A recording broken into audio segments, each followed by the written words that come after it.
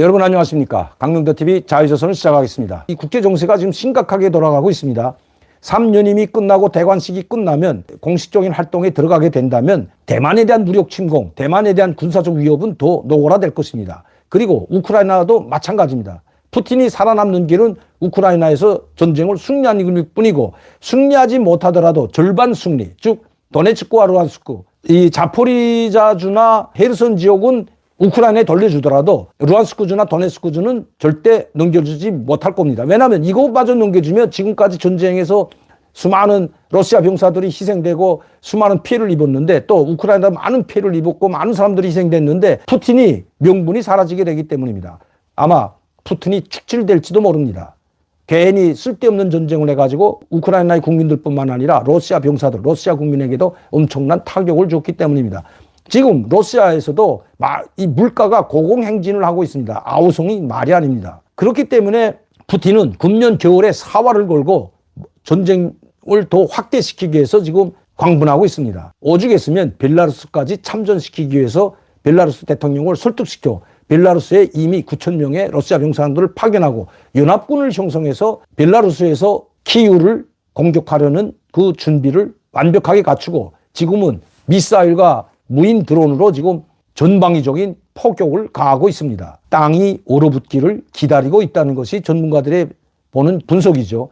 자, 그러면 금년 겨울은 마지막 전투가 될 것으로 보여집니다. 금년 12월부터 내년 2월 달까지가 아마 대격전이 벌어질 것으로 예상됩니다. 지금은 공포의 분위기를 몰아넣기 위해서 러시아에서는 전진을 하지 않고 오히려 헤르손 지역에서 일부 철수를 하면서 루안스크주와 도네츠크주를 공고히 하는 쪽으로 지금 방향을 바꿨습니다. 그리고 공포의 미사일과 드론기로 전방위적인 우크라이나에 대한 대규모 폭격을 계속하고 있습니다. 그리고 역량을 비축해 놨다 겨울에 7회 총공격을 개시하려고 준비하고 있다는 것입니다. 이렇게 된다면 내년 3월까지는 정말 대격전에 벌어지게 된다는 것입니다. 이 대격전이 벌어질 때 1인 독재가로 둔갑한 이 시진핑이 대만을 그냥 놔둘리는 만무하다는 것입니다. 기회는 이때밖에 없기 때문입니다. 우크라이나와 러시아의 전쟁이 확대되고 벨라루스까지 참전해서 이게 소규모적인 국제전으로까지 확대되게 된다면 미국과 나토는 또 올인할 수밖에 없기 때문에 대만 지역을 지켜준다고 해도 우크라이나 지역에서 전쟁이 확대되게 된다면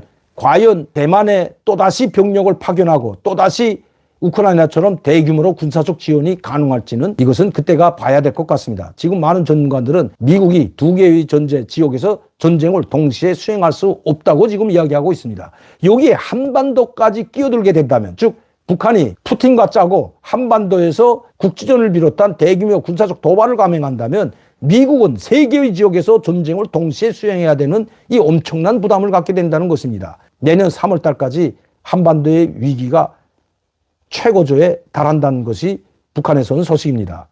여기에 맞춰서 우리 한국군은 한미일연합훈련을 진행했죠. 6년 만에 처음이 있었던 일이라고 합니다. 한미일이 무력이 모두 참여해서 군사훈련을 했고 이달 말부터 약 5일 동안 250여 대의 최신의 전투기들이 모두 참여하는 동시에 뜨는 대규모 공중훈련이 지금 준비되고 있습니다. 이달 말이면 정말 아마 굉장할 겁니다. 미국이 운영하는 F-16K, 우리 한국 공군이 운영하는 KF-15, 이 전투기도 최신의 전투기들입니다. 자, 여기에 우리가 최종의 비행기라고 하는 F-35A까지 우리는 가지고 있습니다. 약 40대의 F-35A. 야, 이 비행기까지 모두 동원돼서 정말 그야말로 최신의 전투기 폭격기들이 총동원해서 그것도 동시에 250대가 북한 쪽을 향해서 날아간다고 합니다. 물론 북한 용건까지는 들어가지 않지만 가상으로 모든 실전 탄약들을 모두 폭탄들을 장착하고 북한 쪽으로 향하다 동해 쪽으로 서해 쪽으로 꺾어서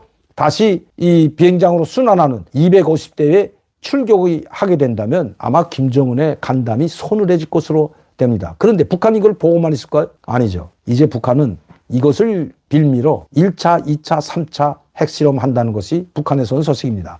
전술 핵무기를 단 한 번도 실험하지 않았기 때문에 이번에 북한은 한 번로 끝나는 것이 아니라 한 번을 하든 두 번을 하든 세 번을 한다고 해서 그것이 그거라는 것을 이미 알고 있습니다. 또 미국이 아무리 공중에서 250대의 비행기를 뜬다 하더라도 북한이 전략 핵무기 약 100여 개를 가지고 있는 한 북한을 함부로 공격할 수 없는 것은 엄연한 사실입니다. 만에 하나 그 100여 개가 됐던 50기가 됐던 북한이 가지고 있는 모든 핵무기를 일시에 타격하지 못한다면 단 한 발이든 두 발이든 우리 한국, 대한민국 땅에 떨어질 수가 있기 때문입니다. 그렇기 때문에 이 한미전력은 비행기 250대 최신의 전투기 폭격기들이 뜬다고 하지만 북한의 선제 공격은 하지 않을 것입니다. 북한도 그것을 알고 있기 때문입니다. 그렇기 때문에 북한은 한미 공중훈련, 대규모 공중훈련을 빌미로 이 시점에 1차, 2차, 3차까지 핵실험을 강행할 것이라는 것이 북한에서 온 소식입니다. 한 번 하나, 두 번 하나, 세 번 하나 그것이 그것이기 때문입니다. 그리고 전술 핵무기 재원을 밝히고 김정은이 직접 핵실험장에 나타나진 않지만 그 핵실험 하기 전 예전에 2013, 14년도 김정은이 둥근형의 전략 핵폭탄을 모형을 보여준 적이 있습니다. 그런 식으로 소형 핵무기를 보여주고 그리고 핵실험을 아마 할 것으로 보여집니다. 북한에서는 일단 모든 핵실험 준비가 완료됐을 뿐만 아니라 이달 말이나 우리가 대규모 공중연합훈련을 할 때 북한이 1차 전술 핵무기 실험을 할 수 있다는 그런 첩보가 있다는 것입니다. 얼마 안 있으면 보기 드문 대규모 최신의 전투기들이 250대가 공중에서 훈련을 하게 되면 장엄한 광경이 펼쳐질 것입니다. 북한이 이것을 보고만 있지 않는다는 거죠. 그리고 푸틴과 이미 김정은과의 밀약도 있었다고 합니다. 그 내용은 내일 생방송으로 다시 말씀드리도록 하겠습니다.